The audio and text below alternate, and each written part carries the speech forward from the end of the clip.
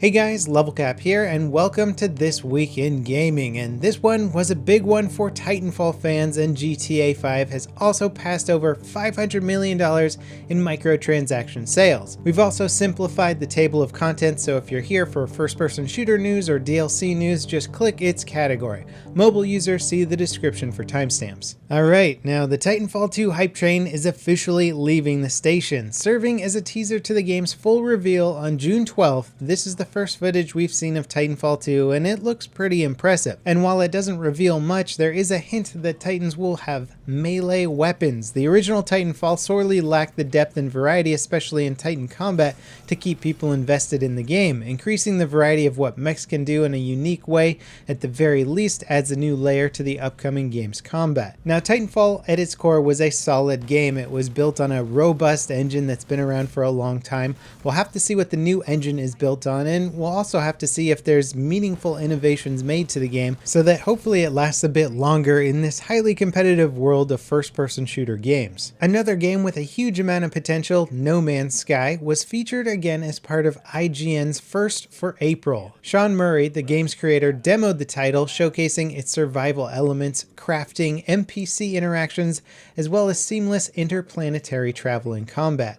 While there's no question that No Man's Sky has a massive universe, its depth as an actual game has been routinely questioned. The demo, however, does show considerable evidence that No Man's Sky is more than just Minecraft in space. As it stands, No Man's Sky is shaping up to be one of the big system sellers for the PS4 and should do quite well on PC. And speaking of games doing well, GTA 5's microtransactions have allegedly netted over $500 million in sales. This particular sales figure was revealed as part of a lawsuit against Rockstar's parent company, Take-Two, filed by Rockstar North's former president, Leslie Benzies. The lawsuit is over royalties and makes several claims about GTA 5, including that it has potential to achieve the greatest profit margin of any game created in the GTA franchise, thanks to the microtransactions having a nearly 100% profit margin. With 60 million copies of GTA 5 having been sold since its release, it's no surprise that the game is making a lot of money. With the added profit brought in by microtransactions, Rockstar is sure to have more than enough money to make their next game even bigger than GTA 5. Now, the independent gaming scene is also having a great week as Stardew Valley passed 1 million copies sold since its release in February. The Harvest Moon-inspired farming and marriage simulator was developed mostly by its creator, Eric Barone. It's also the first in a series of indie game releases that have sold incredibly well this year. Both Firewatch and Enter the Gungeon sold over 200,000 copies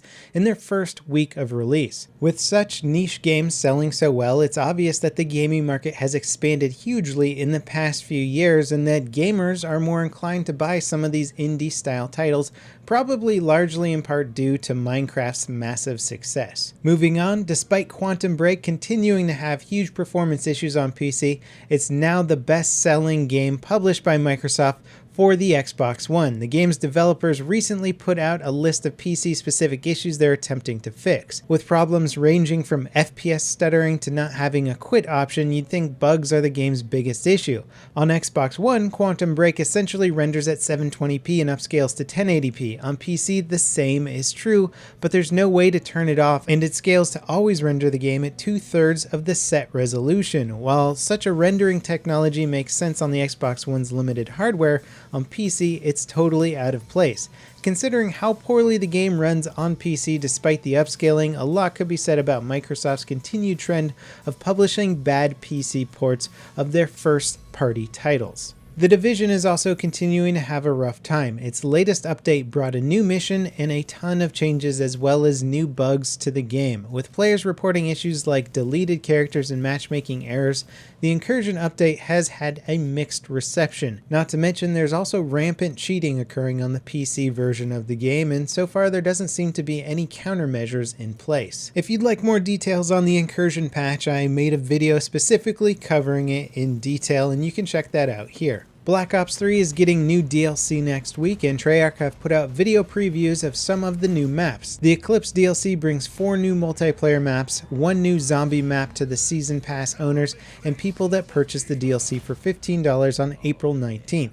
In a year where every major multiplayer release has launched with bugs and sorely needed fixing, it's funny that Call of Duty is chugging along with seemingly few bugs or major issues. Although I will call it out and say that the mouse sensitivity issue on PC is still there, and it doesn't look like they have any plans of fixing it, since it's only the hardcore gamers that really care about that kind of thing. Star Wars Battlefront's next DLC has also been announced. The second expansion to Battlefront will bring 4 new maps, including the iconic Cloud City and its leader Lando Calrissian.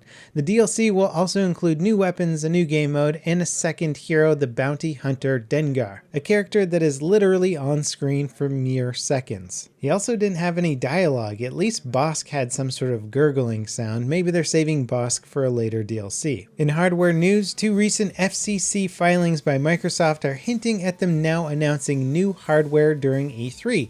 The filings are under NDA until June 25th, but seem to indicate a refresh of the current Xbox One's model and a new model separate from the current one. If these filings are anything to go by, it looks like Sony will have some competition from Microsoft when the PS4K is announced. Personally, I'm hoping, since these consoles are supposedly upgrades of the previous consoles, that there would be some way to actually upgrade them yourself if you had the technical know-how, rather than having to buy a whole new console. Last up, the finals for DreamHack Masters 2016 at Malmo start today, with nearly all of the top teams from MLG Columbus having been upset by the underdog teams. It's been a bizarre tournament so far. See the description for a link to the live stream of the tournament. Gaming news and hype is definitely starting to heat up as we get closer and closer to E3. A lot of companies are probably going to be announcing their main titles prior to E3 this year, as everybody's trying to beat out each other for the most press time.